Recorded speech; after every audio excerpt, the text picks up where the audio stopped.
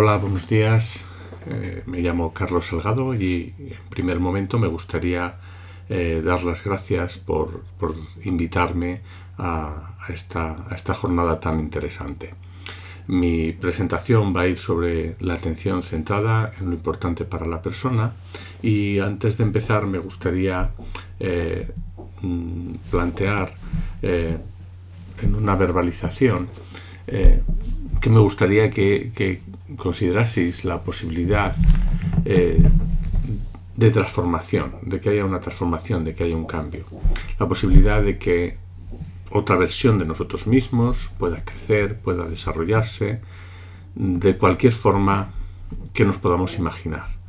Incluso de cualquier forma que no nos podamos imaginar y que está ahí, en el horizonte, a la vuelta de la esquina.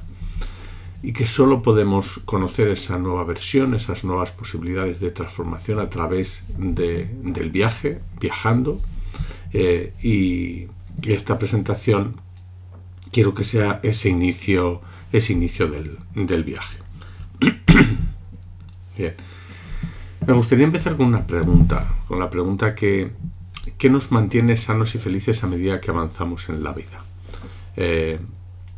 Imaginemos que hacemos esta pregunta a los adolescentes. Esta pregunta ya se ha hecho en otros momentos, en algunos estudios, a chavales, jóvenes, adolescentes, y piensen ustedes un poco en cuál podría haber sido la contestación de los adolescentes.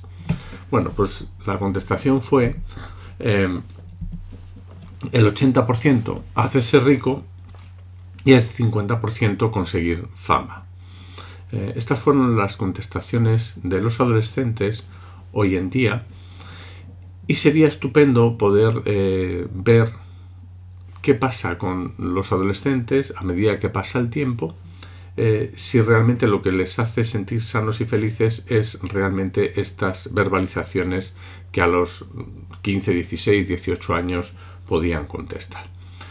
Bueno, pues este estudio ya está hecho. Este estudio en el que se preguntaban a los adolescentes y luego se siguieron a esos adolescentes a lo largo del tiempo para ver si realmente eso es lo que les hacía sentirse sanos y felices, es un estudio que ya está realizado.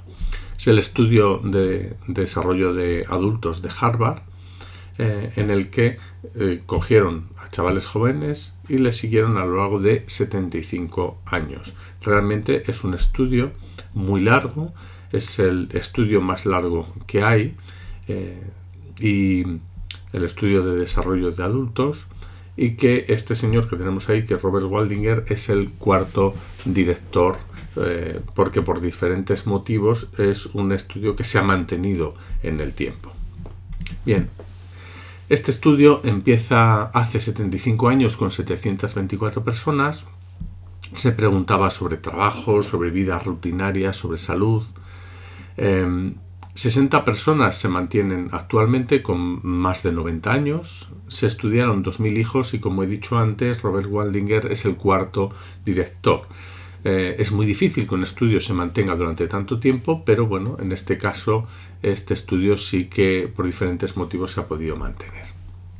Bien, en el año 1938 empezaron con este estudio cogiendo a dos grupos de adolescentes, unos que empezaron el segundo año de universidad y que acudieron a la Guerra Mundial, y otro grupo de adolescentes que vivían en un barrio pobre de Boston, con familias desfavorecidas y que tenían problemas importantes, no tenían agua corriente, etc. Bien, cada uno hizo su vida y se recogieron datos de muchos tipos. Se recogieron cuestionarios, entrevistas en casa, se revisaron historias clínicas, se hicieron análisis de sangre, escáneres de cerebro, se hablaron con los hijos, registraron conversaciones. Un estudio muy completo, porque os podéis imaginar lo que significa recoger toda esta información y analizarla. ¿Cuáles fueron las conclusiones? Perdón. Las conclusiones fueron una fundamental, que luego vamos a ir desarrollando poco a poco en otras subconclusiones. Una primera conclusión que nos viene bien para el tema en el que estamos trabajando es que las relaciones buenas y cálidas nos hacen más felices y saludables. Esa es la primera conclusión, que no tenía nada que ver con la fama ni con el dinero aquello que hacía felices a las personas, sino eran las relaciones buenas y cálidas las que nos hacían más felices y saludables. Y no solamente eso, sino que había varias subconclusiones, que las conexiones sociales nos hacen bien y la soledad nos mata. La soledad es realmente problemática, que las personas con más vínculos con la familia, amigos, con la comunidad, son más felices, más sanos y viven más. Y por otro lado, que experimentar soledad resulta tóxico. No solamente esto, sino que lo que importaba no era la cantidad de relaciones, sino es cómo era de calidad esas relaciones. No tenía que ver con la cantidad de amigos y tampoco con si tenemos o no una relación. Lo que importaba era cómo eran esas relaciones, cómo de cercanas eran. Lo que predecía ser un octogenario feliz no eran los niveles de colesterol, sino el grado de satisfacción que mantenía con esas relaciones. Y no solamente eso, sino que las buenas relaciones además protegían el cerebro. Esa era una tercera subconclusión de este estudio. Estar en una relación de apego seguro da protección, y las personas que están en relaciones con otras personas en las que pueden contar, con las que pueden confiar, han demostrado que sus recuerdos se mantienen más nítidos y durante más tiempo. Un momentito, bebo un poco de agua. Por tanto, de estas tres conclusiones podemos derivar que la buena vida se construye con buenas relaciones. ¿Y eso qué tiene que ver para nuestro trabajo, para lo que aquí nos trae? Sus implicaciones es que nuestro trabajo realmente consiste en relaciones. El trabajo que vamos a realizar con otras personas, cuando apoyamos a otras personas, cuando apoyamos a personas mayores, ese trabajo consiste en relaciones. Entonces, podemos preguntarnos cómo podemos aportar para que la gente no se sienta sola, cómo podemos aportar calidad a esa relación y cómo podemos generar confianza, cercanía y apego. Esas son tres preguntas fundamentales para que en la interacción podamos construir una relación de apoyo que tenga en cuenta la importancia que tiene la interacción social con las personas. Aparte de todo esto, me gustaría contextualizar de alguna forma planteando algunos aspectos que suelen ser importantes y que van a tener relevancia respecto a nuestro trabajo. Por ejemplo, que las funciones del sistema inmune son dos. Una es que el sistema inmune lucha contra agentes infecciosos. Cuando hay agentes infecciosos, lucha contra ellos, y eso es una respuesta positiva del sistema inmunológico. Pero el sistema inmune responde de otra forma también. Cuando hay una amenaza, se produce una inflamación del sistema inmune. Se llama la respuesta inflamatoria del sistema inmunológico. Esa respuesta inflamatoria que se produce cuando hay una amenaza es muy típico, por ejemplo, los ejemplos derivados de las alergias. Se produce una inflamación. La inflamación es que se eleva el cortisol, se eleva la adrenalina y bajan las defensas de alguna forma. Y esa respuesta inflamatoria del sistema inmune está asociado con el dolor, con cáncer, con enfermedades neurodegenerativas, con depresión y con ansiedad. O sea, hay una respuesta positiva del sistema inmunológico y hay una respuesta inflamatoria del sistema inmunológico que está asociado a todas estas problemáticas. Ya hace unos años Steve Cole, que es un biólogo, y Barbara Fredrickson hicieron un estudio en el que querían ver cómo era la respuesta inflamatoria de personas que buscaban la felicidad de manera hedónica mediante el refuerzo a corto plazo, o lo que ellos llamaban aquellos que buscaban la felicidad de manera eudaimónica, o sea, ayudando a otros, aportando a otras personas.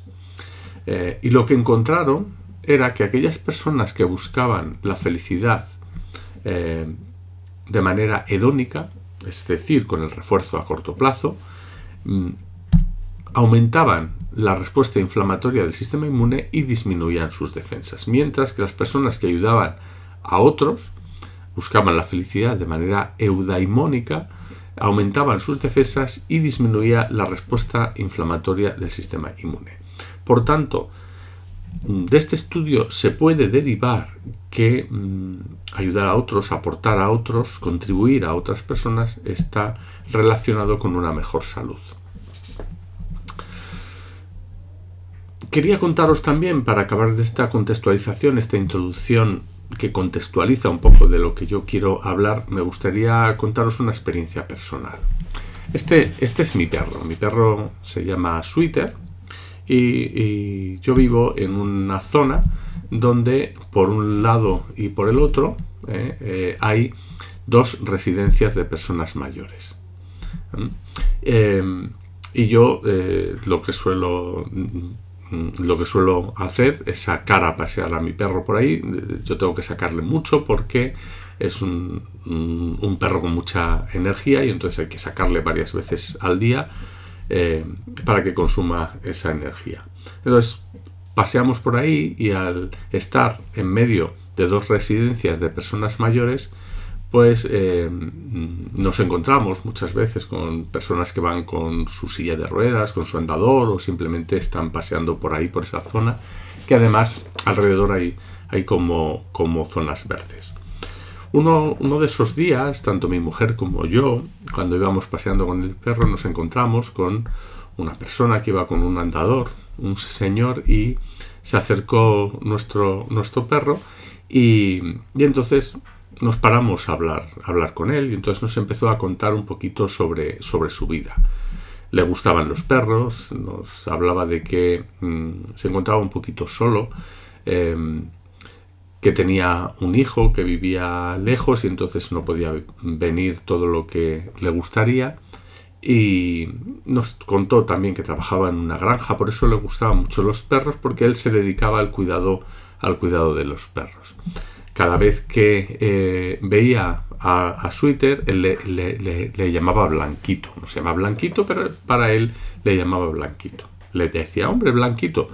Y nos pasábamos un rato charlando y hablando con él, comunicándonos. Uno de los días nos estuvo contando cosas sobre los perros. Mira, cuando llevan una piedra en la boca es para refrescarse. Sabía mucho sobre los animales, y poco a poco nos íbamos abriendo un poquito más y contándonos un poco más de su historia.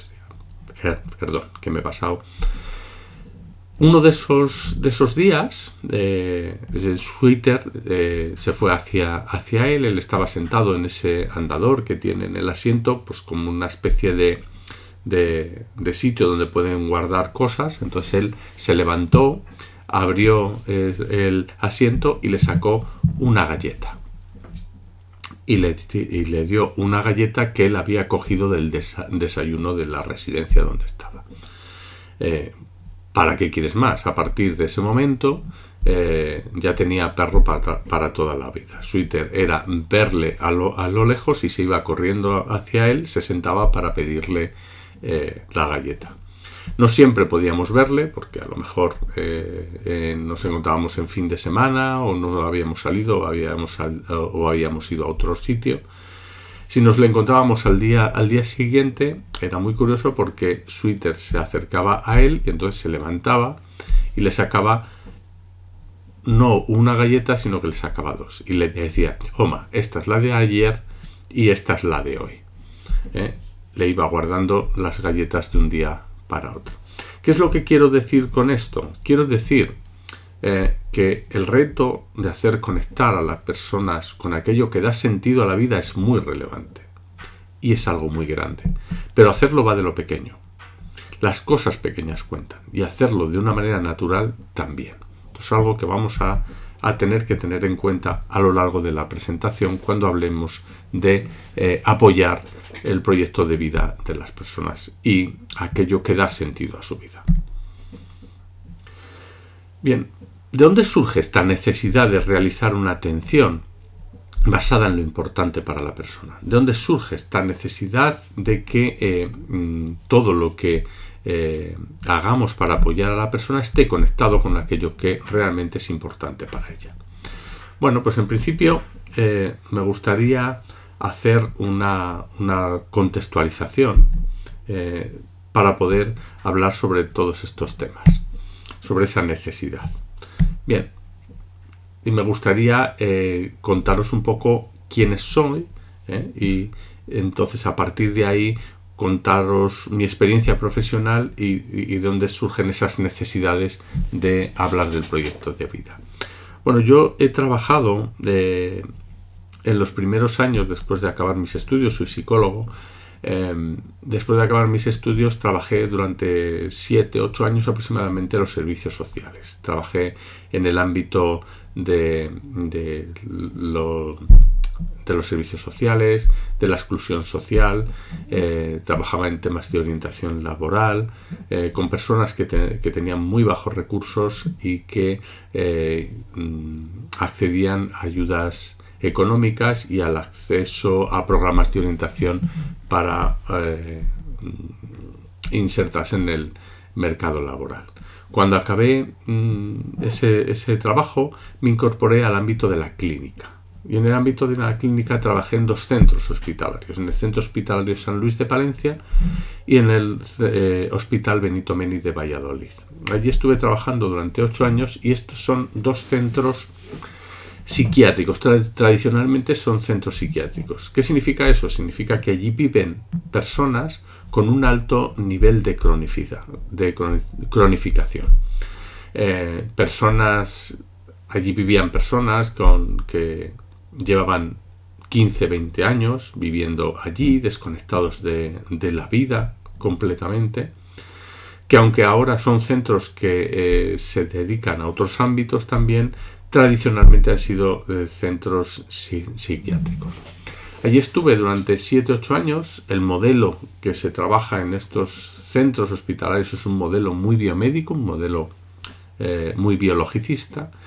Y durante el tiempo que estuve allí, bueno, pues me fui formando en otro tipo de ámbitos y realicé mi tesis doctoral. La tesis doctoral era la comparación de 2 protocolos de intervención muy novedosos en personas con trastorno mental grave y crónico. Se alejaba estos modelos de atención y de intervención, se alejaban del modelo biologicista y ello me hizo que pensar que qué pasaría, porque los resultados fueron bastante positivos, qué pasaría si aplicásemos estos modelos de intervención en entornos 100% contextuales. Luego os voy a plantear que ese era el modelo desde el cual estamos trabajando, es el modelo contextual funcional. Luego hablaré un poquito más sobre ello. Y entonces yo quería saber qué pasaría si utilizásemos ese modelo contextual funcional, que no es que sea ni mejor ni peor que el modelo biologicista, pero es un modelo diferente, un modelo no contrario, pero sí diferente. Luego hablaré un poco más sobre ello. Y entonces, a partir de ahí, lo que hice fue pedir una excedencia en el centro hospitalario y montar un centro que es el Centro de Psicología SICAD, que llevamos ya aproximadamente unos 8 años, dedicado a la atención a personas desde una perspectiva contextual funcional. Aparte, desde hace unos cuantos años llevo dando clase en la Facultad de Educación y Trabajo Social a futuros profesores, a futuros maestros y profesores de secundaria, y desde hace 4 años, porque va a salir ahora la primera generación, la primera promoción de psicólogos, pues llevo trabajando 4 años en la Universidad Europea Miguel de Cervantes en el grado de Psicología.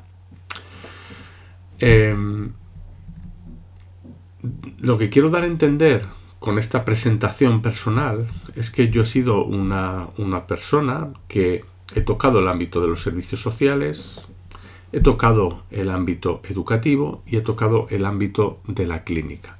Eso no me hace especialista en nada, pero sí que me da una visión global, una visión amplia del ser humano y de la atención del ser humano, que es un poco aquello que yo os puedo aportar. Y es donde yo creo que puedo contribuir de alguna forma a este desarrollo de un nuevo modelo atencional.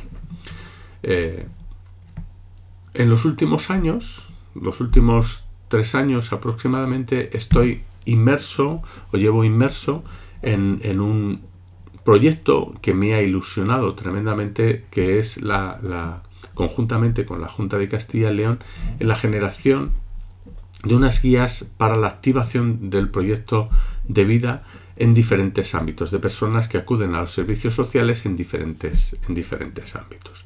En ello llevo trabajando los últimos 3 años con una enorme ilusión, porque tiene una enorme proyección en el ámbito de la atención a las personas.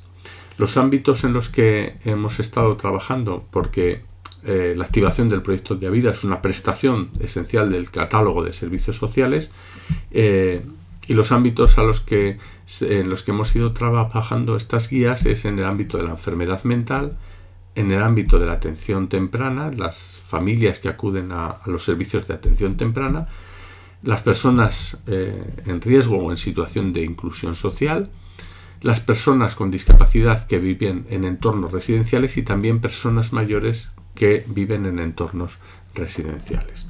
En cada uno de estos ámbitos se ha elaborado su correspondiente guía, con lo cual hay una guía para personas mayores también en entornos residenciales, otra para personas con discapacidad, otra para personas con enfermedad mental, familias que acuden a atención temprana y también para las personas que acuden a los servicios de inclusión social. De ello ha derivado todo un modelo atencional que hemos denominado atención basada en lo importante para la persona, o atención centrada en lo importante para la persona. Este modelo hemos querido mantener el acrónimo ACIP con las letras A, C y P, manteniendo un poco lo que es la atención centrada en lo importante para la persona, manteniendo la A y la C, porque nos parece muy importante 2 procesos esenciales, que son el proceso de aceptación y el proceso de aceptación incondicional de uno mismo y de la persona, y el compromiso con lo que a uno le importa. Esos 2 procesos nos parecen esenciales y por eso hemos mantenido también la A y la C, poniendo un especial énfasis en la I de importante, porque si añade algo a lo que ya se estaba haciendo actualmente con buenos resultados, posiblemente sea esa palabra importante. No solamente hasta este momento se trabajaba en la atención centrada en la persona, queremos introducir un aspecto muy relevante, que es la palabra importante. Es centrarnos en aquello que es importante para la persona, en aquello que valora la persona. Y todo este modelo lleva asociado pues todo un desarrollo metodológico y práctico, que vamos a irlo viendo poquito a poco. Bien, la atención centrada en la persona, que ya se venía hablando hasta ahora con muy buenos resultados en el ámbito de los servicios sociales y en otros ámbitos, ya la Organización Mundial de la Salud la define como una forma de entender y practicar la atención a las personas que adopta conscientemente el punto de vista de los individuos, los cuidadores, las familias y las comunidades como partícipes beneficiarios de sistemas de salud que inspiren confianza. Estén organizados no tanto en función de enfermedades concretas, sino de las necesidades integrales de la persona y respeten las preferencias sociales. Exige que las personas reciban la información y el apoyo que necesitan para tomar decisiones y participar de su propia atención. Es cierto que esto suena muy bien. En muchas ocasiones la Organización Mundial de la Salud expone aquello que se supone que tienen muy buenos resultados y se debe de hacer. Otra cosa es que luego eso se lleve a la práctica. Entonces queremos dar un pasito más en ello, con este modelo atencional y con el desarrollo pragmático que se deriva de ello. Entonces vamos a hablar de un cambio de paradigma en la ayuda a las personas. Y como he dicho antes, ¿de dónde surge la necesidad de esta atención basada en lo importante, poniendo énfasis en la palabra importante para la persona? Bueno, pues en principio surge de integrar el ámbito de la investigación aplicada, de lo que ya se viene haciendo desde hace muchísimos años en el ámbito aplicado, e integrarlo con los avances de los últimos años a nivel científico, a nivel de investigación básica, o sea, de todo lo que se va experimentando y los nuevos desarrollos sobre lo que conocemos sobre la conducta del ser humano. No voy a entrar mucho sobre ello, pero sí reseñar que en los últimos 30 años los avances en el ámbito experimental sobre lo que somos los seres humanos y el comportamiento y el aprendizaje humano, ha habido unos avances enormes. Ha habido una verdadera revolución en ese ámbito que no tiene marcha atrás y que es importante que se integre en todos aquellos aspectos que desde el ámbito aplicado, desde los profesionales que ya llevan aplicando estas cosas desde hace muchísimo tiempo, ya venían viendo que son relevantes e importantes. Lo que pasa es que ahora el hecho de poderlo integrar con los conocimientos científicos le va a dar un mayor empaque y una mayor potencia. Ya desde el ámbito aplicado se hablaba de la planificación centrada en la persona, en las personas con discapacidad, se hablaba de la atención centrada en la persona en los servicios gerontológicos, en las personas mayores, se hablaba de la planificación centrada en la familia en el ámbito de la atención temprana y también en el ámbito de la enfermedad mental se hablaba de la rehabilitación psicosocial como aspectos que tienen en cuenta los intereses de las personas. Pero hay añadido a eso una serie de necesidades más que dan sentido a esta nueva forma de hacer. Por un lado, hay una necesidad de integrar, como he dicho antes, el ámbito aplicado con la investigación básica. Hay una necesidad de percibir a la persona como valiosa, que presenta sueños y valores y con derecho a vivir una vida con significado.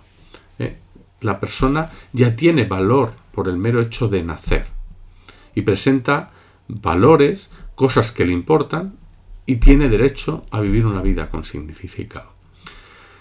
Hay una necesidad de seguir un paradigma constructivo y no un paradigma destructivo. Hasta este momento constantemente se trabajaba desde un paradigma destructivo, en el que la persona tenía que dejar de hacer conductas que nos parecían inadecuadas por otras y cambiarlas por otras que nos parecen más adaptativas, más adecuadas, y además quien decidía si esa conducta era adaptativa o no era el propio profesional.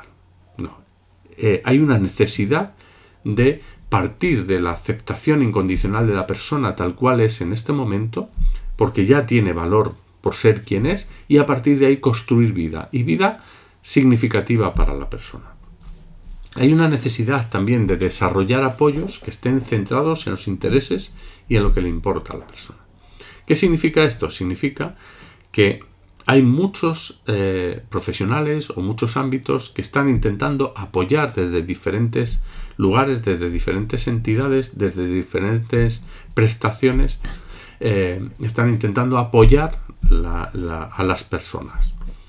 Bien, hay una necesidad de que todos esos apoyos estén conectados, se engarcen en aquello que es el proyecto de vida, aquello que es importante para la persona, aquello que son sus intereses y le da sentido a su vida. Y por último hay una necesidad de empoderar a la persona frente a las circunstancias personales. Este es un tema del que voy a hablar luego más detenidamente, pero hay una necesidad de desarrollar el concepto de empoderamiento, que es empoderar a la persona, hacerle fuerte frente a las circunstancias por las que pueda estar pasando. Generar procedimientos pragmáticos que empoderen, que le den poder a la persona, porque el dar poder a la persona no es algo que nosotros podamos dar así sin más, ¿vale? Ahora ya te empodero, sino el empoderamiento tiene que ver con entrenar a la persona a que haga frente a las circunstancias personales por las que pueda estar pasando. Bien, pues estas necesidades dan sentido a esta nueva forma de hacer. Y esta nueva forma de hacer la hemos llamado atención centrada en lo importante para la persona, pero se integra dentro de esta construcción que tenemos aquí y que voy a explicar un momentín porque me parece relevante que los que estáis escuchando contextualicéis correctamente esta atención centrada en lo importante. Como veis ahí en esta construcción, en la parte de abajo, lo que es la base la forma unos cimientos muy potentes, que es la parte filosófica. La parte filosófica se refiere, aunque luego lo desarrollaré un poquito más, se refiere a una visión del ser humano, una perspectiva, una forma de ver al ser humano que vamos a denominar contextualismo funcional. Hay varias formas de ver al ser humano. Normalmente vamos a ver el contextualismo funcional por un lado y el mecanicismo por el otro. En el ámbito de la conducta humana son dos términos muy técnicos, pero simplemente me gustaría exponer que son dos perspectivas de ver al ser humano. No es una ni mejor ni peor que otra. Simplemente es una perspectiva diferente. El contextualismo funcional son los cimientos sobre los que se va a asentar la atención centrada en lo importante para la persona. No es que tenga muchísima relevancia, pero sí que es importante que yo destaque que hay unos importantes cimientos que le dan valor a esta construcción. Por encima de esos cimientos, sobre esa filosofía, están los avances de los últimos años sobre los principios básicos de la conducta y de la investigación básica, que aunque no voy a entrar en ellos, de nuevo quiero resaltarlos porque le dan un asentamiento muy potente al modelo. O sea, hay una filosofía, hay unos cimientos que son su filosofía y un asentamiento potente que son los principios básicos de la conducta que provienen de la investigación básica, de la investigación de laboratorio. Están avalados de alguna forma por la ciencia de la conducta. Bien, sobre estos cimientos se va a asentar 6 pilares básicos que se van a construir en la interacción con la persona. Luego voy a describir cada uno de ellos, que son la despatologización, la dignidad, la vulnerabilidad compartida, la construcción, el empoderamiento real y la conexión social. Sobre esos 6 pilares básicos que luego os voy a explicar, se asienta el modelo atencional. El modelo atencional denominado ACIP o atención centrada en lo importante para la persona. Y en la parte más de arriba, ese pico último, donde que se va a sentar en el modelo atencional, está la parte más pragmática, la parte de desarrollo práctico, que es el apoyo al proyecto de vida de la persona. Esa es la parte más pragmática. Entonces vamos a ir desde abajo de una forma rápida, pero quería que vieseis el modelo de una manera general. Bien, empezando por abajo, por los cimientos, como os he dicho antes, la filosofía de la cual se parte es el contextualismo funcional. No es una filosofía ni mejor ni peor que otra, sino es una forma diferente de ver al ser humano. Y para eso, para entender todo lo que se va a desarrollar en este modelo, es importante que os pongáis en esta perspectiva, desde esta perspectiva, porque si no es difícil que nos podamos poner de acuerdo. ¿Y qué nos estamos refiriendo con contextualismo funcional? Contextualismo funcional, si veis, tiene dos palabras, contextualismo y funcional. Contextualismo implica que no podemos entender ni explicar una conducta si no conocemos el contexto en el que se produce. Solo podemos entender una conducta o un comportamiento en el contexto en el que se produce. Por ello es importante conocer todo el contexto. ¿Qué significa funcional? Significa que es importante acercarnos a la conducta humana, al comportamiento humano, de todos los seres humanos desde una perspectiva funcional, y no desde una perspectiva topográfica. ¿Qué implica eso? Implica lo siguiente, lo voy a poner con un ejemplo porque creo que es más fácil de entender, porque es un concepto demasiado técnico, pero es importante para que las personas podáis colocaros en esa perspectiva, en la perspectiva funcional. ¿Qué significa ver las conductas desde una perspectiva funcional y no topográfica? Topográfica significa por la forma que tiene. Significa lo siguiente, o implica lo siguiente. Yo puedo ver una conducta como esta, que es beber alcohol, y lo podría denominar alcoholismo. O puedo tener esta conducta, que es inducirse el vómito, y podría denominarlo o etiquetarlo como una anorexia nerviosa con inducción del vómito. ¿Vale?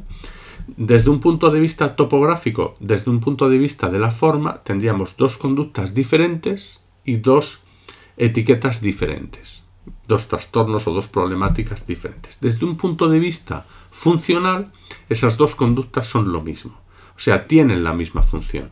¿Cuál es la función? Reducir el malestar a corto plazo de la persona. Entonces, tienen la misma función. Esto implica también que puede haber conductas que son topográficamente iguales, por ejemplo, y tener funciones diferentes. Por ejemplo, yo me puedo tomar una copa de vino para saborear un chuletón con mi pareja, o puedo tomarme una copa de vino para olvidar. Son dos conductas topográficamente iguales, o sea, su forma es la misma, pero su función es completamente diferente. ¿De acuerdo? Esta es la implicación. Vamos a acercarnos a las conductas no desde su forma, no desde su etiqueta, sino su función. ¿Para qué sirven? ¿Okay? Esto nos va a dar una perspectiva diferente de ver las cosas. Bien, sobre el contextualismo funcional, como os he dicho antes, se van a sentar los principios básicos que provienen de la ciencia conductual y de la investigación básica, aunque no me voy a explayar en ello, pero sí que quiero que veáis que hay toda una evidencia experimental por debajo. Bien, y sobre estos cimientos van a estar estos 6 pilares básicos que voy a pasar a desarrollar a continuación. Estos 6 pilares básicos se van a construir en la interacción con la persona. A través de interacciones que están basadas en lo importante, se van a ir construyendo estos 6 pilares. O sea, estas interacciones entre el profesional y la persona a la que es apoyada se van a basar fundamentalmente, van a tener unas características muy especiales y se van a basar en lo que le importa, en los valores de la persona. Bien, vamos a ver cada uno de esos pilares básicos. El primer pilar es el pilar de la despatologización. ¿Qué significa eso? Significa que lo que la persona piense y siente no es una patología, no es una enfermedad, lo que está pensando y sintiendo en un determinado momento. No hay nada que esté enfermo en ese pensamiento. Esto, claro, nos lleva a que tengamos que mirar a sitios completamente diferentes a los que estábamos acostumbrados. Si no hay nada que sea una patología en lo que la persona piensa y siente, no hay nada que tengamos que curar, y tendremos que fijar nuestra atención, cambiar la mirada hacia regar una vida con significado. No tanto en curar cosas que están ocurriendo y que considerábamos patologías, a pasar a mirar a regar una vida con significado. El segundo pilar es el de la dignidad. Para mí es un pilar muy relevante.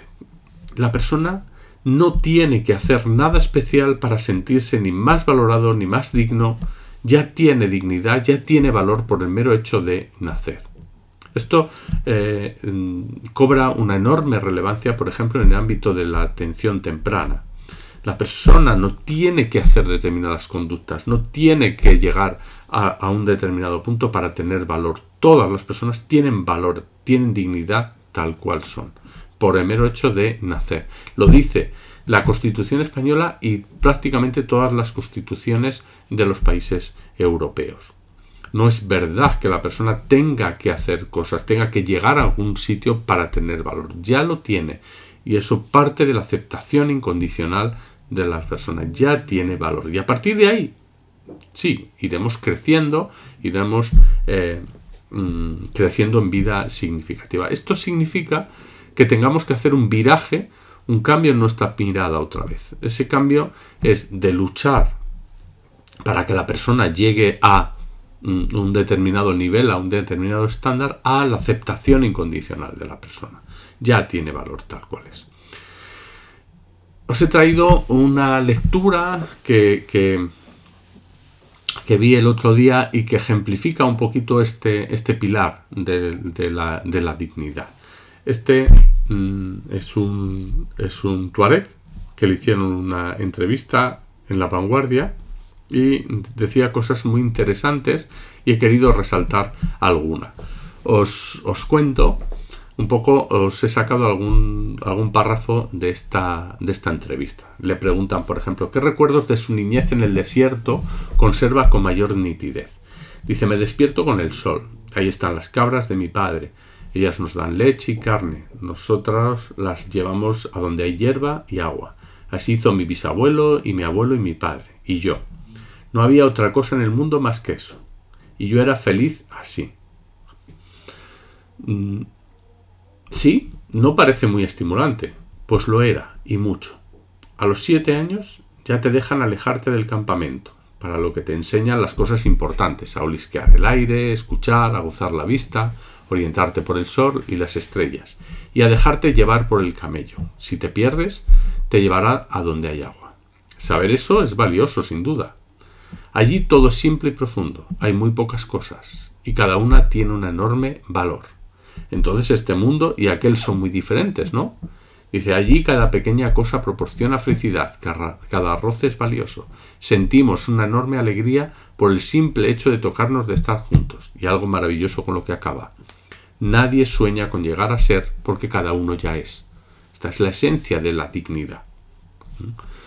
La persona ya es. No tiene por qué hacer o llegar a ningún sitio. Acaba la entrevista con una frase que también os quería traer y que me parecía muy relevante, que tiene que ver con el ámbito social en el que nos encontramos. En el desierto no hay atascos, ¿y sabes por qué? Porque allí nadie quiere adelantar a nadie. Me parece muy relevante. El tercer pilar es el de la vulnerabilidad compartida. La vulnerabilidad no es lo que diferencia a los seres humanos, sino lo que nos une. En muchas ocasiones nos han hecho ver una gran mentira, como que la persona que era diferente, que la persona que era vulnerable es que estaba rota. Y no es cierto, no es verdad. La vulnerabilidad es compartida, la vulnerabilidad nos hace seres humanos, no es lo que nos diferencia unos de otros, sino lo que nos une. Y esto es importante construirlo a través de la interacción con la persona. Esto hace que nos cambiemos la mirada, que hagamos otro viraje de prestar atención al malestar a prestar atención a aquello que es importante para la persona. En vez de focalizar la atención en el malestar para eliminarlo, focalizarnos en aquello que es importante para apoyar el crecimiento en esa dirección.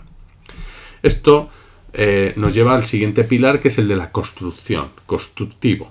Constructivo significa que es un modelo que no va a intentar destruir una conducta, sino que va a intentar poner ladrillos a partir de donde se encuentre la persona. No vamos a destruir aquello que está haciendo para luego empezar a construir cosas, no, vamos a construir a partir de ahí, porque la persona ya tiene valor tal cual es. Esto hace, de nuevo, que tengamos que cambiar el viraje, que tengamos que cambiar el foco de atención, pasar de la destrucción a construir vida. El siguiente pilar es el del empoderamiento real, muy importante porque el empoderamiento real tiene que ver con hacer fuerte a la persona frente a lo que piense y siente para que esté por encima de sus circunstancias. Y esto es importante porque nos hace, de nuevo, virar, cambiar el foco de atención. No tenemos que hacer ningún tratamiento, no hay nada que tratar, sino vamos a entrenar, a hacer fuerte a la persona para que en cualquier circunstancia no haya nada que le aparte de lo que le importa a la persona.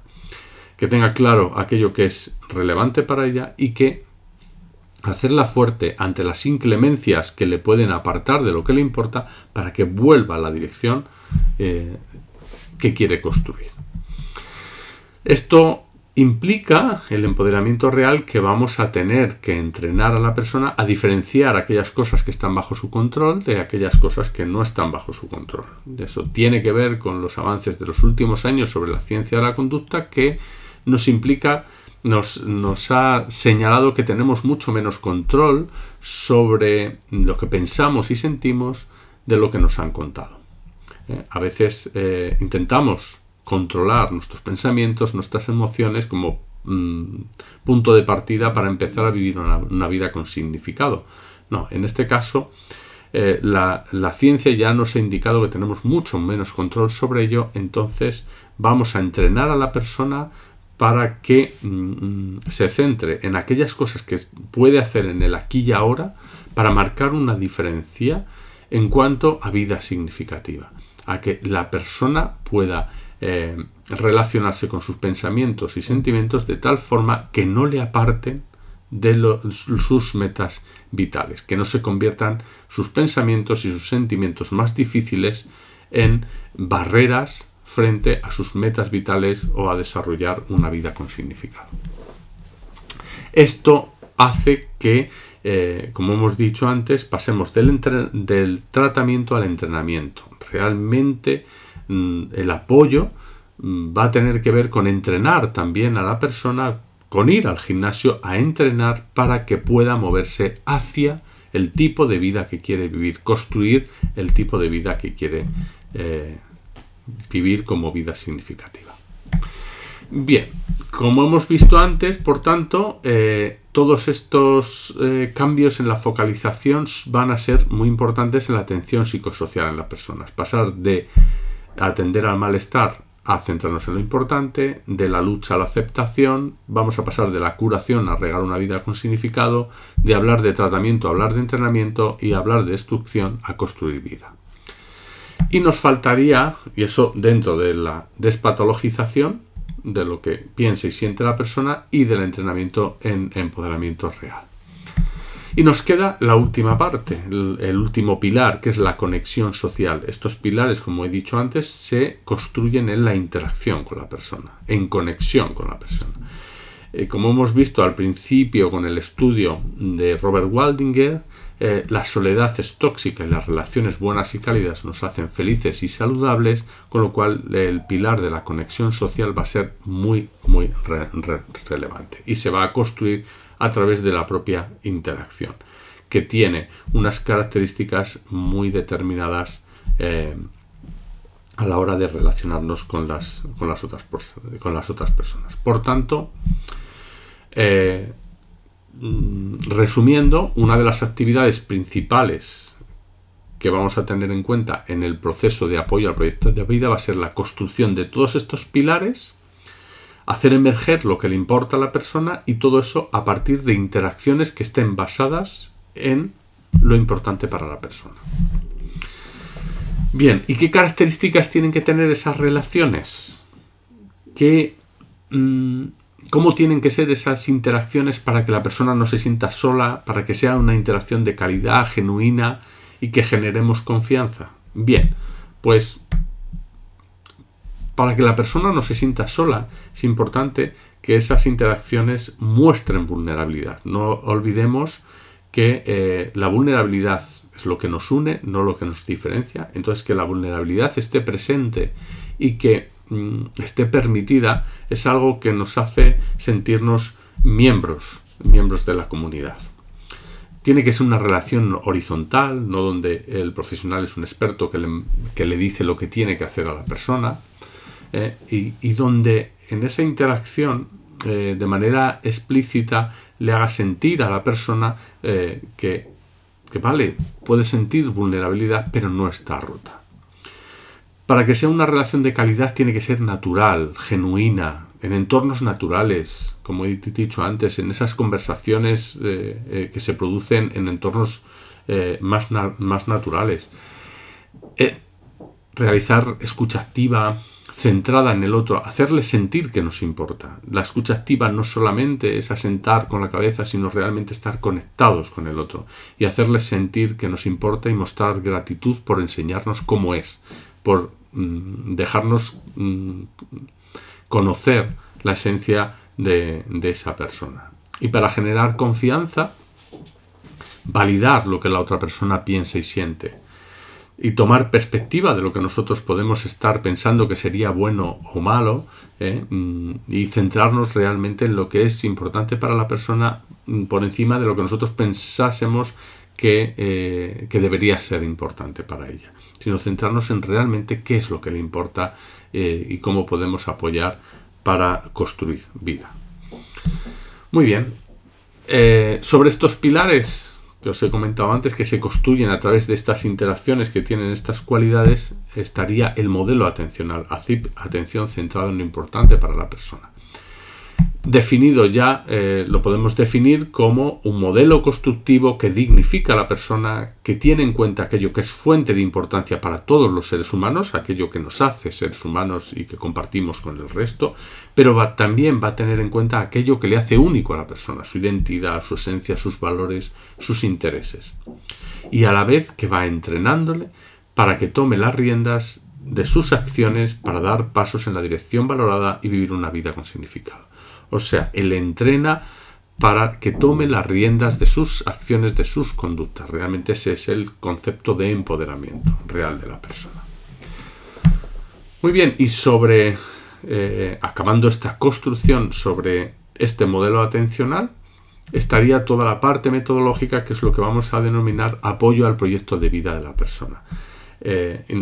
Nos vamos a centrar ahora en ese punto, en ese vértice, sabiendo un poco a qué nos estamos refiriendo con proyecto de vida, para entender desde una perspectiva contextual funcional qué significa proyecto de vida. La atención de apoyo al proyecto de vida se va a enmarcar en un apoyo dirigido a hacer emerger aquello que es importante, como hemos dicho antes, a través de esas interacciones cálidas y cercanas, donde va a haber cercanía. Vamos a apoyar acciones que estén comprometidas y que sean coherentes con aquello que la persona valora, ¿verdad?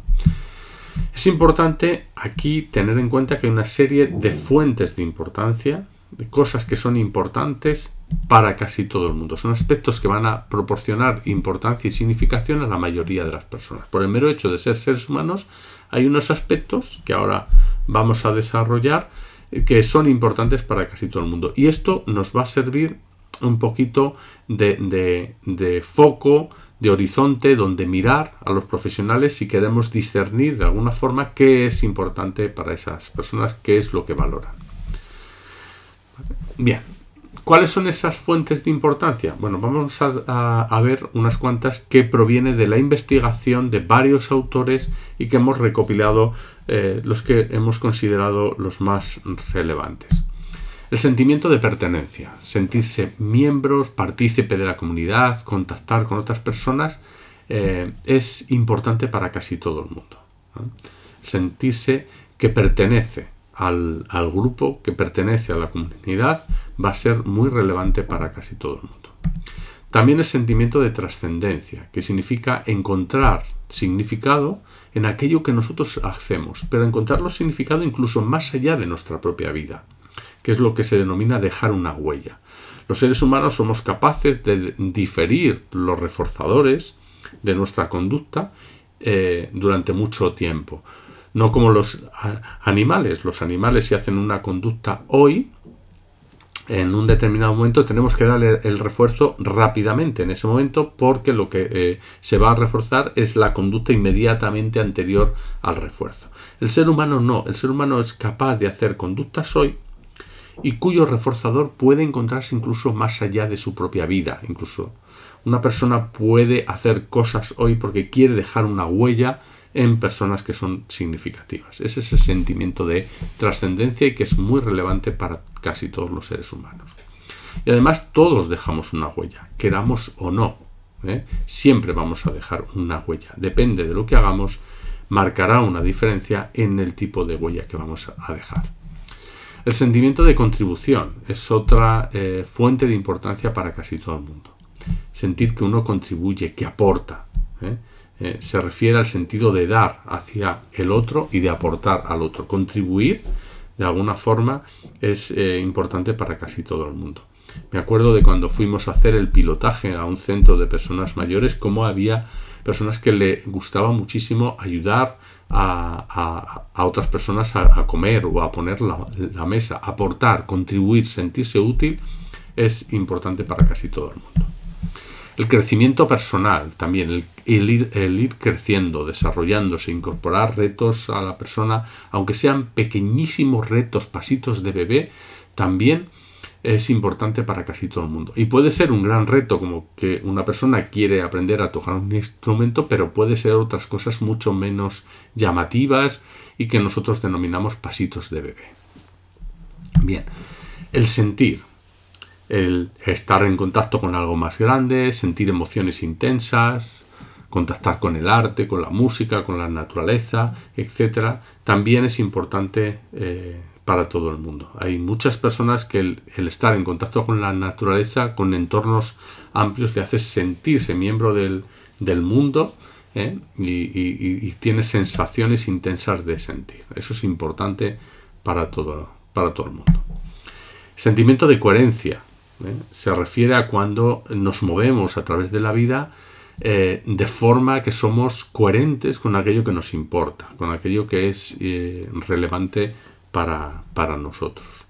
Y por último, el sentimiento de orientación. Para todo el mundo también es importante notar dónde estamos situados en nuestro viaje por la vida. Si estamos en la dirección de lo que nos importa, en la dirección de nuestra vida significativa, o estamos lejos. Necesitamos certidumbre, de alguna forma, de sentirnos orientados, de aquello que vamos dando pasos tiene que ver con aquello que nos importa. Estos son fuentes de importancia que sirven de foco de atención a la hora de apoyar a las personas. Bien, ¿a qué nos estamos refiriendo con eso del proyecto de vida?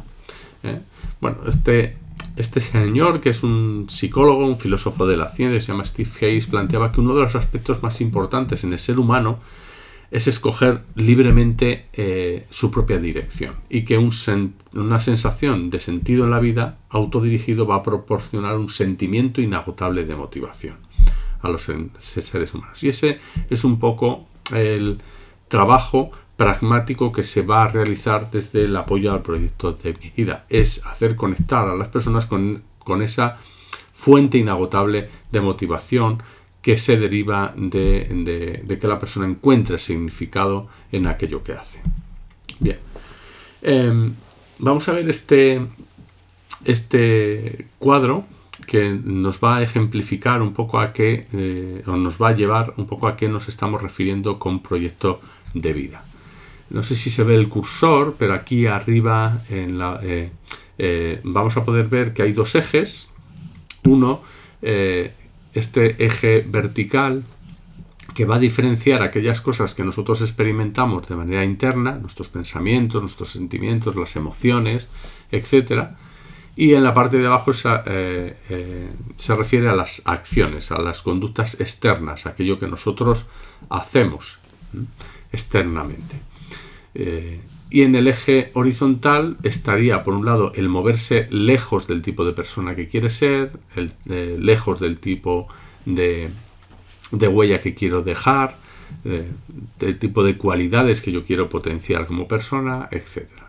O me puedo mover hacia el tipo de persona que yo quiero ser, el tipo de huella que quiero dejar, el tipo de cualidades que quiero potenciar.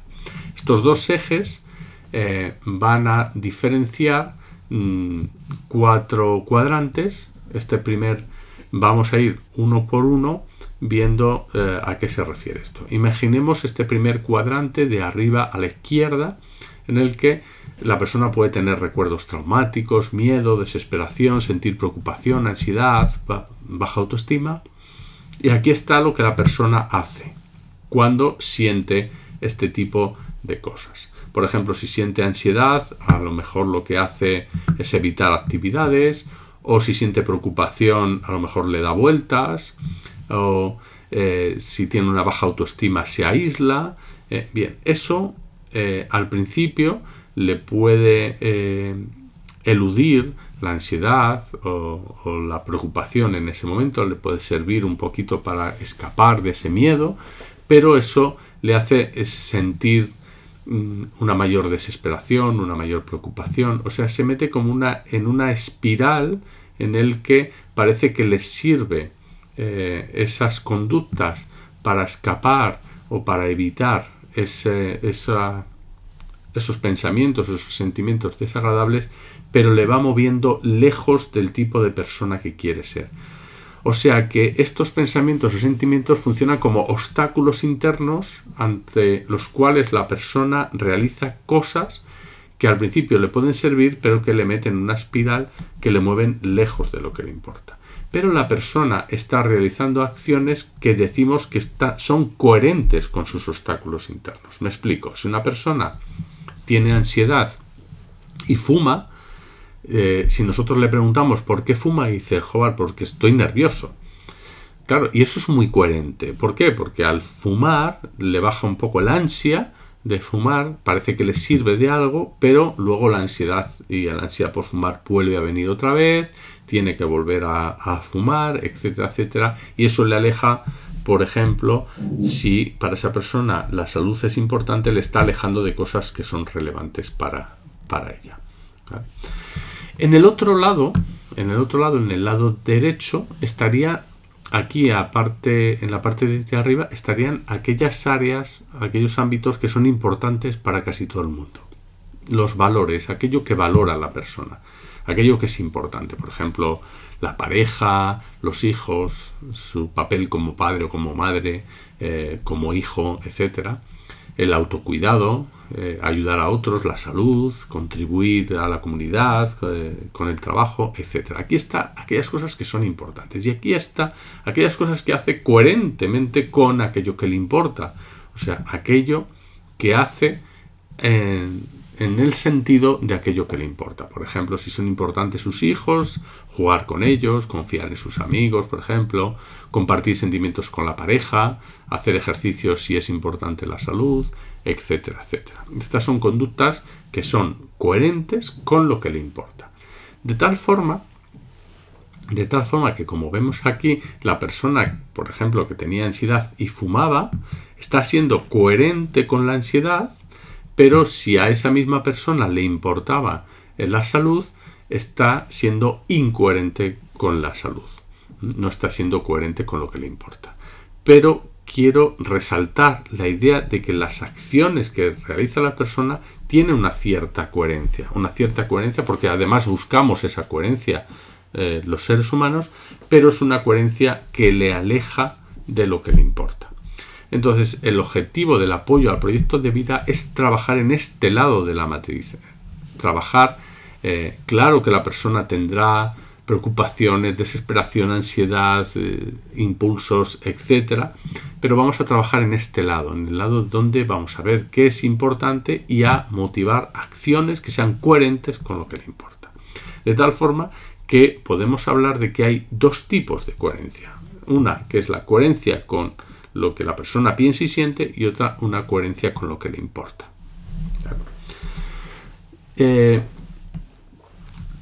Esa relación que hay entre lo que le importa a la persona y lo que va a hacer la persona es una relación jerárquica. Y esto va a ser muy importante de cara a los aspectos prácticos. Lo importante está aquí en la parte de arriba, y esto es lo que marcan los valores, aquello que realmente le importa a la persona, y es lo que le va a dar la fuente inagotable de motivación. Luego vamos a diferenciar un poquito esto que está en la cima de esto otro, porque los objetivos específicos son cosas que se pueden obtener o no obtener, y las acciones son cosas que podemos hacer o no, pero hay una relación jerárquica. Y nosotros, el trabajo de apoyo al proyecto de vida va a tener como objetivo subir en esta jerarquía y buscar esta fuente inagotable de motivación a partir de la cual nos podemos ampliar los objetivos y las acciones que una persona puede realizar al servicio de lo que le importa. Luego volveremos sobre este aspecto. Bien, como he dicho antes, hay dos tipos de coherencia. Uno, la coherencia con lo que pienso y siento, y otro, la coherencia con lo que me importa. Nosotros vamos a intentar motivar las acciones que están al servicio de lo que le importa, o sea, en coherencia con aquello que es importante para la persona. ¿Vale? Bien, y cuando la vida va mal, cuando hay pensamientos y sentimientos desagradables como estos que teníamos aquí, en la parte de arriba, cuando hay pensamientos y sentimientos desagradables, tener un sentido, tener algo a donde aferrarse, tener algo que le importa a la persona y poder regar y cultivar en ese momento le va a permitir afrontar ese tipo de situaciones. ¿Qué son los valores? Llevamos un tiempo hablando de los valores. Los valores van a estar en esta parte de arriba que pone lo importante. Los valores es lo mismo que lo que le importa a la persona. Lo vamos a denominar valores porque es aquello que valora la persona, como aquello que es importante. Pues bien, son principios fundamentales que están conectados con nuestra esencia, con nuestra identidad, que nos guían y nos motivan en nuestro viaje por la vida. Se relacionan con nuestros deseos más profundos, cómo queremos ser, qué merece la pena, cómo nos queremos relacionar con el mundo y con los demás y qué cualidades queremos encarnar en cada una de las relaciones, en cada una de nuestras acciones, qué cualidades queremos encarnar cada vez que hacemos algo. Por ejemplo, si una persona está nerviosa y no fuma en esos momentos, es una conducta, no fumar también es una conducta que está encarnando una cualidad de ser una persona saludable, a pesar de que tiene nervios y que tiene el impulso de fumar, pero no lo va a hacer porque eso está puesto al servicio de su salud, como ejemplo así muy general. Bien, por tanto, el apoyo al proyecto de vida va a ser una intervención con base en esos valores, en esa fuente inagotable de motivación, entendidos estos como direcciones que proporcionan una guía donde apoyar las acciones, los objetivos y metas que dan sentido a la persona. Muy importante todos los aspectos que están en esta definición. Los valores son direcciones y van a guiar las acciones, los objetivos y las metas. Vuelvo otra vez a lo de antes. Los valores están aquí y son direcciones, son la fuente inagotable de motivación. Y que van a servir de guía donde engarzar los diferentes objetivos, que estos sí se pueden cumplir o no se pueden cumplir porque los valores no se cumplen, son direcciones. Es como ir hacia el norte. No nos vamos a encontrar con un pueblo que se llame norte. Podemos ir cada vez más al norte. Hacer una vida saludable no significa que hoy haga una conducta saludable y ya está. No, puedo seguir haciendo conductas saludables toda mi vida y cultivar el ser una persona saludable. Es una cualidad importante que una persona quiere cumplir. Objetivos específicos son objetivos. Por ejemplo, ir al gimnasio es un objetivo específico que lo puedo cumplir o no lo puedo cumplir. Dejar de fumar puede ser otro objetivo. Y lo que voy a hacer en cada momento para ir al gimnasio o para dejar de fumar son acciones concretas que las puedo realizar o no. Se pueden cumplir o no cumplir los objetivos y las metas, pero los valores, lo importante, la fuente inagotable de motivación, nunca se cumple. Muy bien. Bien, por tanto, los valores van a hacer referencia a lo que es importante para la persona, consisten en una guía, en una dirección, en una brújula, son propios de la persona, no los podemos considerar ni correctos ni incorrectos, no somos quien los profesionales para decir lo que es un valor para la persona, es algo que da sentido a las vidas, es algo por lo que nos movemos, no se completan, como os he dicho antes, no se consiguen, no se satisfacen porque son una dirección y se trata de cualidades que yo estoy encarnando en cada una de mis acciones. ¿Por qué van a ser importantes? Bueno, pues yo pongo este ejemplo. Si os acordáis de que hace unos años unos niños se quedaron atrapados en Tailandia en una gruta y para sacarlas de la gruta tuvieron que sacarles por debajo del agua porque se había llenado de agua. Pero se había llenado de agua con lodo, con lo cual estaba tremendamente oscura y no veían absolutamente nada del camino. Entonces, para no perderse, lo que hicieron era meter una guía, una cuerda que funcionaba como guía, y lo único que tenían que hacer era agarrarse a esa cuerda para no perderse. Así funcionan los valores, funcionan como una guía donde anclarse ante los cambios del contexto. Los valores, lo importante para la persona, nos va a guiar no solo a los profesionales, sino a la propia persona ante los diferentes cambios que se puedan producir en la vida. Por tanto, el proyecto de vida estará compuesto por un conjunto de objetivos, de metas y de acciones que van a entrar en relación de coherencia con aquello que es importante para la persona. Son aquellos objetivos y metas y acciones que se propone la persona, como propósitos que se propone la persona y que están en coherencia, que son coherentes con aquello que es importante. Los elementos, por tanto, del proyecto de vida, es un poco repetir lo mismo, serían los valores, aquello que le importa a la persona, luego, por otro lado, las acciones, objetivos y las metas, que están en la parte de abajo, si os acordáis de la parte de abajo de la jerarquía, pero tiene que haber una relación de coherencia entre ambos. Bien. Veamos un ejemplo. Por ejemplo, un valor para mí es importante, imaginemos una abuela que dice, para mí es importante ser una abuela dispuesta, estar siempre presente con la familia. Ahí veis que es una dirección, es una cualidad. Abuela dispuesta.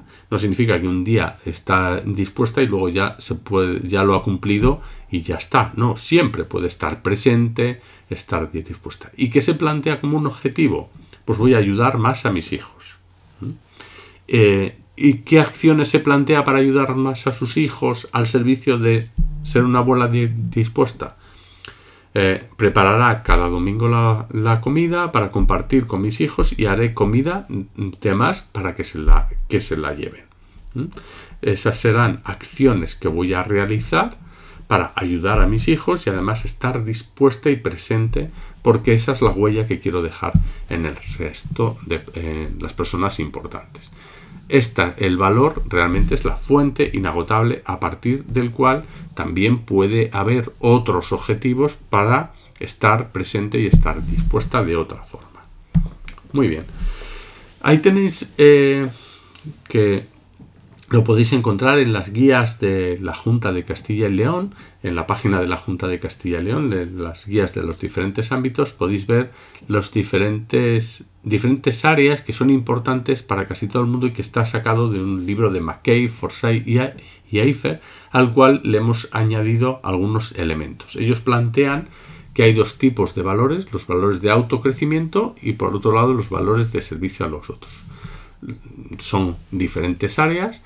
Dentro de las áreas de autocrecimiento pues estaría la creatividad, el ocio y tiempo libre, el trabajo y la carrera profesional, tratarse bien a uno mismo, el crecimiento personal, la espiritualidad y el autocuidado y la salud. Y respecto a los valores de servicio a los otros, estarían las amistades y otras relaciones sociales, comunidad y voluntariado, el entorno y la naturaleza y la familia. Y hemos añadido, porque es importante, aquí en el centro, cosas como son las pasiones, aquellas cosas que a la persona le gusta hacer, le apasiona, se le da bien, etc. ¿Por qué? Porque, como vais a ver, dentro de las primeras interacciones vamos a hacer emerger lo que le importa a la persona a partir de eso que le gusta, que le apasiona y que se le da bien. A partir de conocer a la persona y conocer todas esas cosas que se le dan bien y le gusta y le apasionan. No significa que no vayamos a tocar aquello que le hace sufrir también en determinados momentos con determinadas personas, pero el punto de referencia va a ser un punto de referencia positivo. Vamos a ir hacia aquello que le gusta, aquello que le apasiona, aquello que se le da bien y vamos a ir haciendo emerger aquello que es importante para él, aquello que está valorando, ¿no? Ahí tenéis un poco todos los pasos del apoyo al proyecto de vida. No vamos a poder repasar todos, pero nos vamos a quedar en los del inicio porque son realmente importantes a la hora de identificar aquello que es importante. Los pasos se dividen en tres. Si vamos a tener en cuenta aquello que es importante para la persona a la hora de apoyar el proyecto de vida, pues es importante identificar qué es lo importante. Una vez que identificamos lo que es importante, vamos a ver la planificación de acciones significativas. Y por último, el monitoreo. Monitorear esas acciones que se compromete o que planifica la propia persona. Como veis, a lo largo de todo el proceso están las interacciones, esas interacciones especiales, cercanas, horizontales que hemos hablado antes, esa conexión social, están a lo largo de todo el proceso. ¿Vale? En la identificación de lo importante vamos a empezar con lo que es las primeras interacciones dirigidas a la historia de vida, hacer la historia de vida de la persona, conocer su esencia, conocer aquello que le gusta y le apasiona, también lo que le hace sufrir, porque de ahí vamos a poder sacar también cosas que le importan. Nadie sufre por cosas que no le importan, pero vamos a empezar por aquello que le gusta y le apasiona. Por ejemplo, si a una persona nos dice que le apasiona la pesca es una acción, es una actividad. Entonces, para hacer emerger lo que le importa, es importante hacer preguntas del tipo: ¿qué hay en la pesca que tanto te gusta? Y a lo mejor la persona nos dice: es que yo cuando voy a pescar estoy en contacto con la naturaleza, me encanta sentirme ahí como miembro del mundo.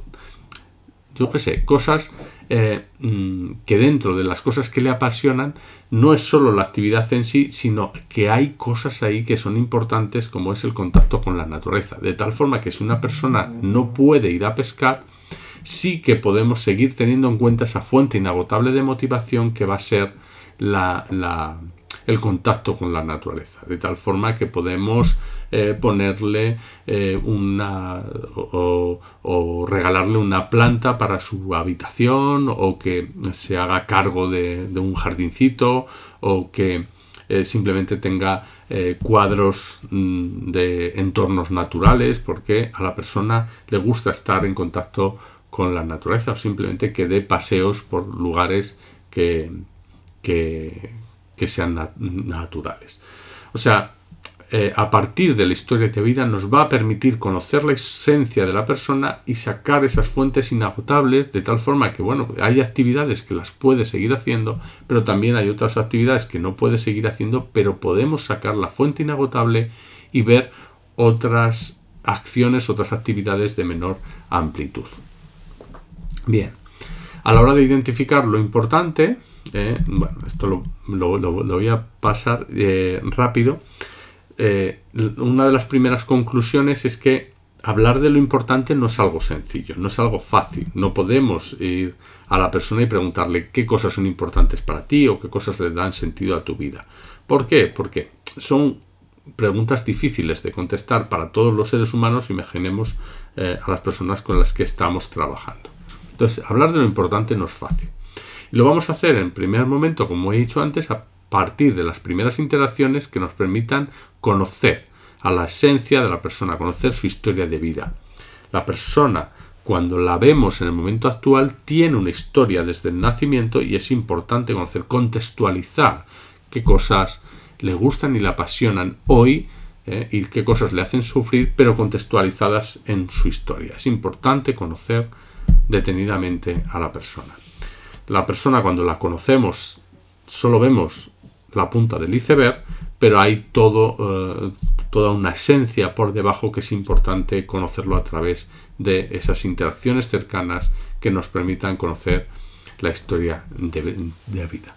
Esa historia de vida, con esas interacciones que os he comentado antes, van a formar parte de esa primera parte de identificación de lo importante, de conocer la fuente inagotable de motivación, y a partir de ahí, vuelvo un momentín para atrás, y a partir de ahí podemos establecer qué es lo importante para la persona, y luego que establezca objetivos, que establezca un plan de acción, por pequeñito que sea, aunque no voy a entrar ya en esta parte, que es la parte mucho más pragmática del apoyo al proyecto de vida, pero que tiene toda una serie de procedimientos técnicos muy regulados, muy paso a paso, que permiten estar centrados fundamentalmente en aquello que es relevante para la persona.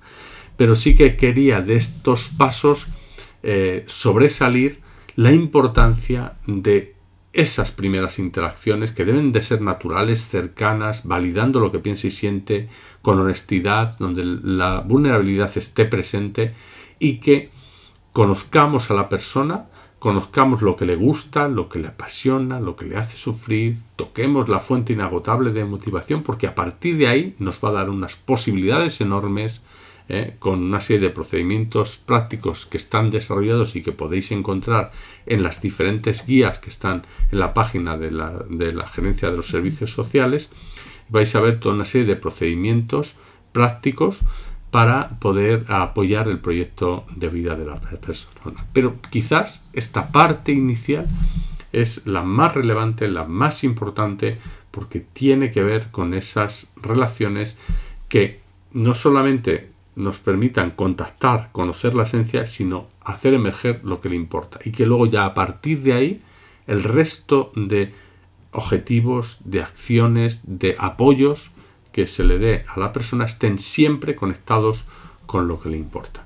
No tenemos tiempo para entrar en toda esa planificación de procedimientos prácticos, pero que sepáis que están regulados, que están desarrollados de alguna forma y que estamos investigando para desarrollarlos aún más. Muy bien, pues me gustaría acabar simplemente comentándoos que consideréis un contexto diferente, donde la diferencia no es una enfermedad, donde apoyar a la otra persona a través de interacciones cercanas ha mostrado una gran utilidad, donde el paso de un modelo destructivo, donde casi siempre queríamos modificar una conducta que considerábamos desadaptativa por otra adaptativa, no ha tenido unos resultados óptimos, y que un modelo constructivo donde parta de la aceptación incondicional de la persona nos está abriendo unas enormes posibilidades de apoyo para que las personas, sean las circunstancias que sean, puedan vivir una vida con significado. Bien, para acabar, simplemente considerar un nuevo modelo donde no hay que conseguir nada para ser alguien, donde la persona ya es alguien por el mero hecho de nacer, donde podáis considerar que en este contexto va a emerger el crecimiento y donde la práctica profesional se va a caracterizar fundamentalmente por dar, por contribuir, por apoyar al otro, por hacer de la vida de los demás y del mundo un lugar mejor para vivir. Atender y cuidar, aportar al otro, en definitiva, mantener una relación de cercanía y confianza, hacerle sentir que es importante, puede que no sea lo más glamuroso que hay y a veces puede resultar muy complicado y muy difícil, pero dura toda la vida, nunca termina y además se relaciona con una mejor salud para todos, incluso para los cuidadores, para las personas que apoyan. Muchas gracias y espero que esto haya sido una posibilidad de transformación y de crecimiento para todos nosotros y para las personas a las que aportáis. Muchas gracias y hasta la próxima.